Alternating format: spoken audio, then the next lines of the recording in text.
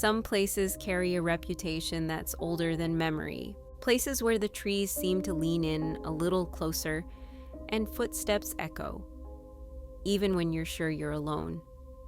Whiskey Hollow Road is one of those places. When I agreed to go there, I didn't realize that something was waiting for us.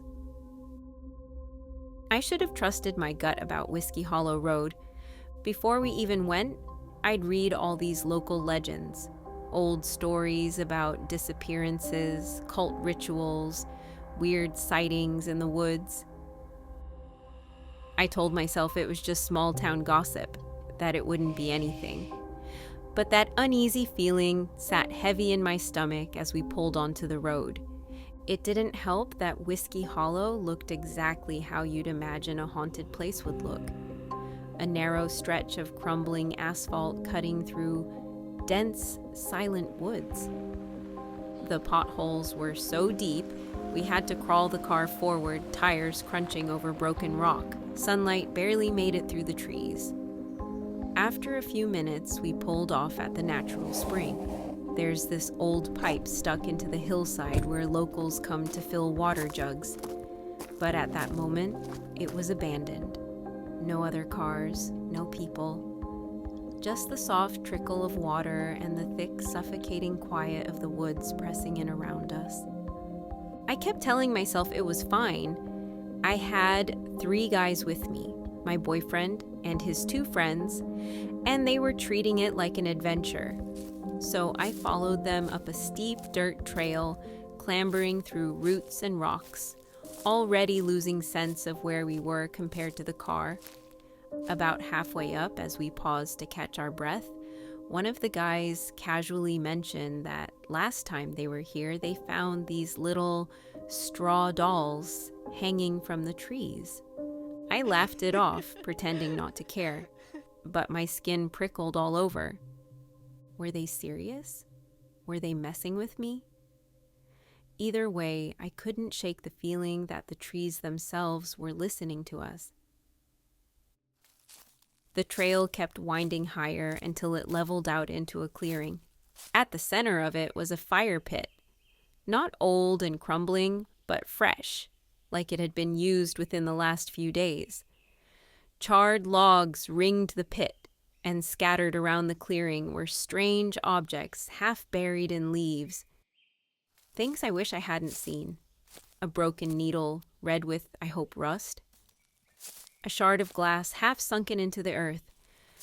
Something brittle and pale. That looked far too much like bones. Nobody said much. We just stood there for a while, telling stories, trying to pretend it was just some kids messing around. That's when the woods started playing tricks on us. It sounded like footsteps crunching in the brush, just far enough away that we couldn't see anything, but close enough that we all heard it. Someone made a joke. We all laughed, way too loud, way too fake. But the laughter didn't make the feeling go away. The feeling that something out there was watching, waiting. A twig snapped behind us. We all turned.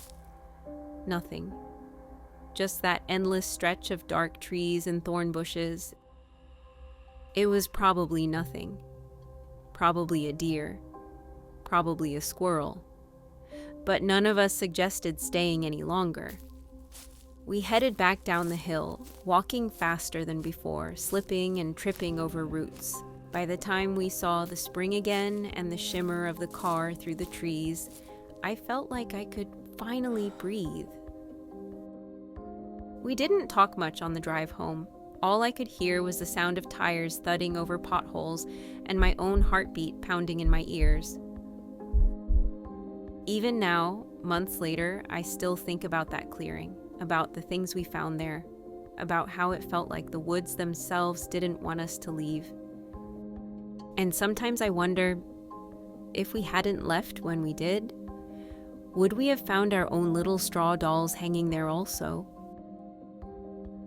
Some places don't want to be visited, and if you're lucky, they might just let you leave.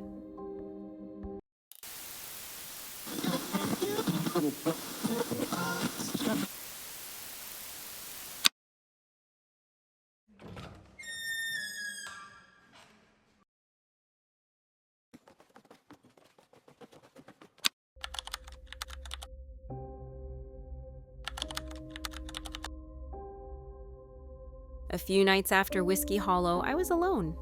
I wasn't scared, not exactly, but the house felt off, like the air hadn't moved in hours. My boyfriend had gone out for food. He texted that he'd be back in 20. I was just scrolling, lights low. That's when I heard the first knock. Just 3 soft taps on the front door. I figured maybe he forgot his key, but when I checked, no one.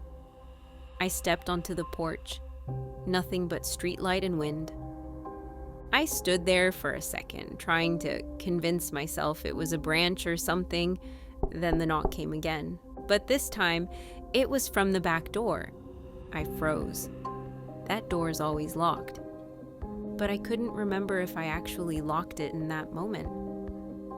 I moved slow, every step creaking. My phone was in the living room, which suddenly felt very far away. When I got to the back door, it was unlocked.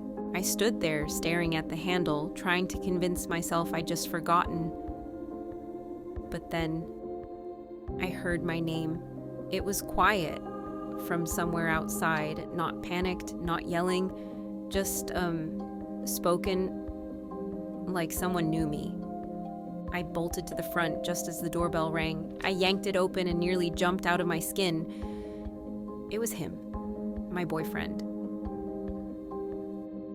Standing there, holding takeout. He looked concerned. He said he'd been knocking for 5 minutes and asked what took me so long. I asked him if he knocked on the back door too. He didn't even answer, just gave me a look. Later, I couldn't shake the feeling that whatever we left in those woods didn't stay there.